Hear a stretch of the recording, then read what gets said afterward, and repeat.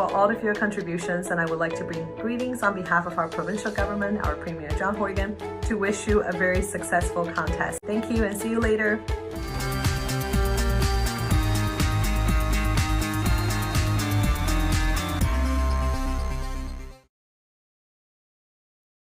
Dear judges and friends, we all heard the popular saying that a flap of a butterfly wings in Amazon can cause a tornado in Texas. Does this thought sound too fictitious to be true? Well, here we are today, going through one of the biggest challenges in human history, COVID-19. Remember, we only started with a couple of infections. As of today, 10 million people have been infected, and 500,000 have lost their lives. Doesn't it teach us that small actions can make a big impact? This is not the first time that nature is teaching us this lesson. In fact, when we exploit our wildlife and biodiversity, did we care that this could cause a viral spillover? When we increase carbon emissions, did we ever really care that the small change in global temperature could significantly compromise our wild habitats? And when we waste food, didn't we conveniently forget that nearly 15,000 kids die daily out of hunger? Didn't we forget that hunger and malnutrition could catalyze the impacts of a pandemic? We never expected that our negligence would hit us like a boomerang. We never considered that the challenges humans face on one end of the world could also be ours. This pandemic is the final wake-up call for all of us human beings, for our collective survival. Now, let's think of the butterfly effect in a positive direction. What if each and every one of us took little steps in a constructive manner to make a beneficial butterfly effect? The first little change I propose is to say no to illegal wildlife products. Studies show that illegal wildlife trading has become a big and growing business. Not only is it cruel and ignorant, killing wild animals, but it also generates pandemics, which will ultimately destroy all of us. Remember, we have more than enough food, medicine, nutrition, and apparels today, if we are willing to care and share with each other. There is absolutely no need to disturb the wildlife. So, let's stop buying such products, which will eventually stop that industry from booming. The second little change is changing our daily habits to reduce carbon emissions. Why carbon emissions?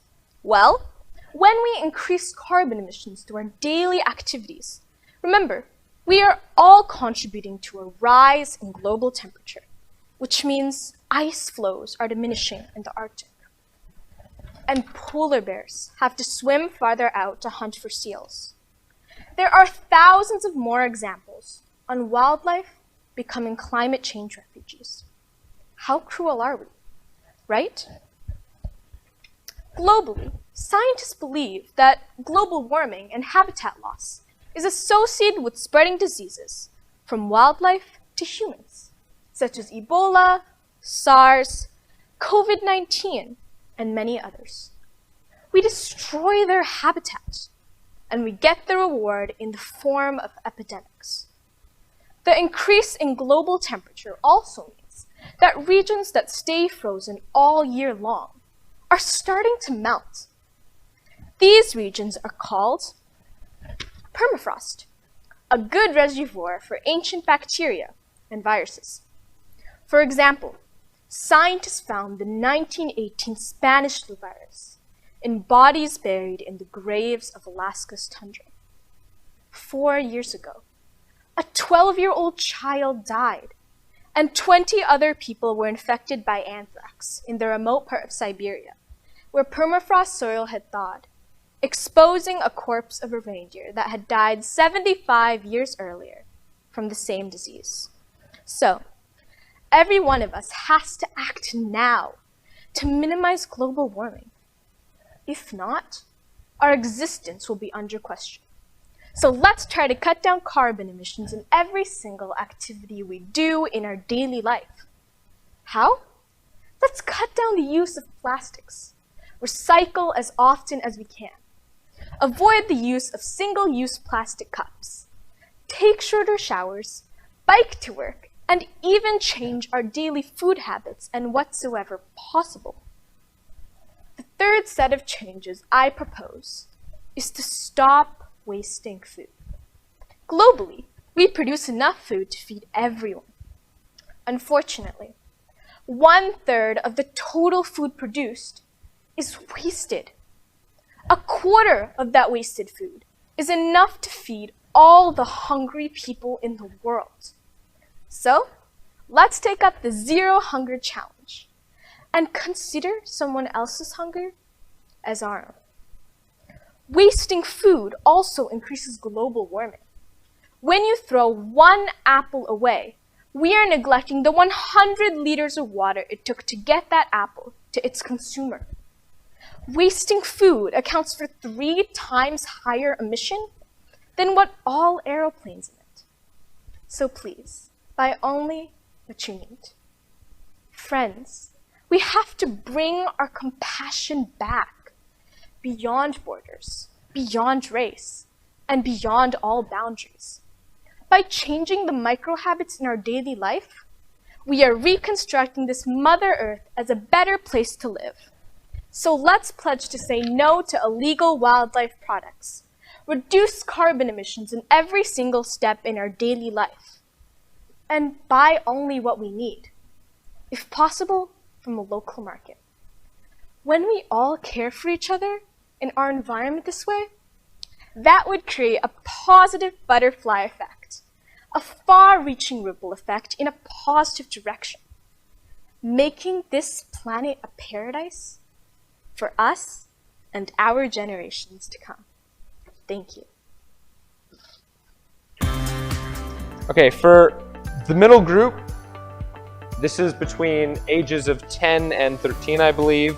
For the writing contest, I'd like to invite up stage the award presenters, Jimmy Yang and Hilary Wang, to present the awards. Do we have Hilary in the audience? Oh, awesome. Okay, so the honorable mention for the writing contest for the middle-aged group is Yinlu Binari from Muscat in the Sultan of Oman, who's joining us online. We have Gabriel Shine, who's also joining us online from Montreal. Alex Zhu in 3rd place from Vancouver. Alex, are you here? Oh, awesome. We have Ishka Kumar from Surrey in 2nd place. And we have William Liu in 1st place from Vancouver.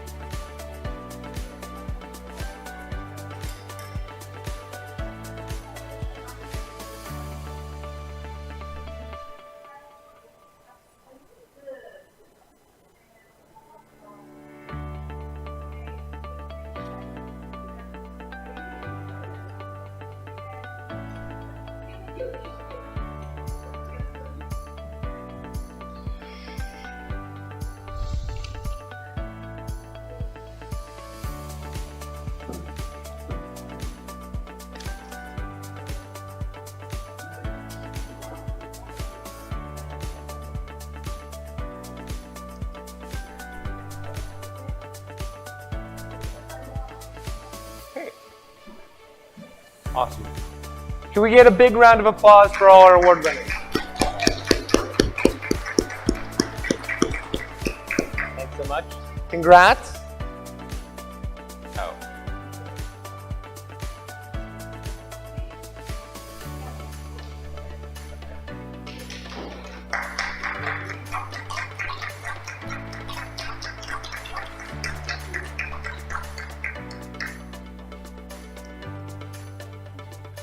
Thanks so much.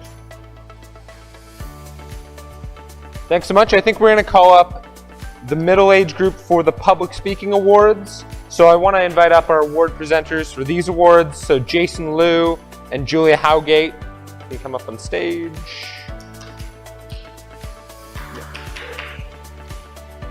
You're going to clap at the end. Okay, so we have 3 third place winners for this award. We have Darren Yang from Vancouver, we have William Liu also from Vancouver, and we have Shine Wu from Vancouver. Can you make your way up stage, please?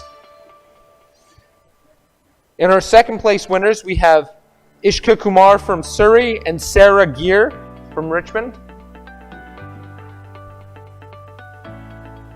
Yeah, if you guys could just make your way up on stage. And then finally, as our first place winner, joining us online from Montreal is Gabriella Shine. We can just hand out the award.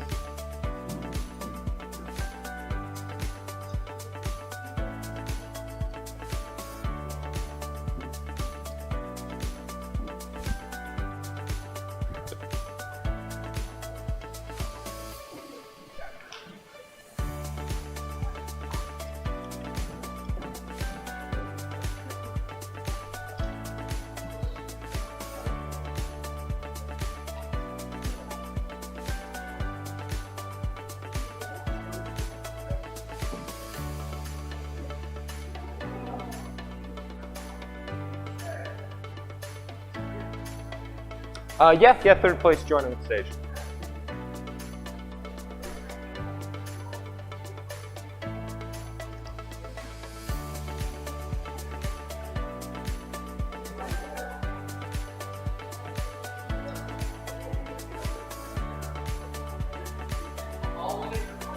Yeah, all winners are on stage.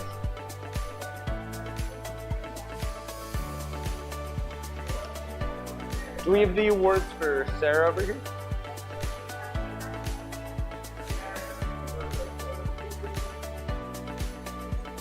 If you just want to come over here, that probably works best. All right. Let's take this. It's for Sarah. Oh, Sarah. Oh, Sarah. The award. And do we have a medal? Good. And is this hers? Yeah. Sweet. Awesome. If we have all the awards set, let's give one big round of applause for our award winners. Thanks so much. Take a sec to take photos.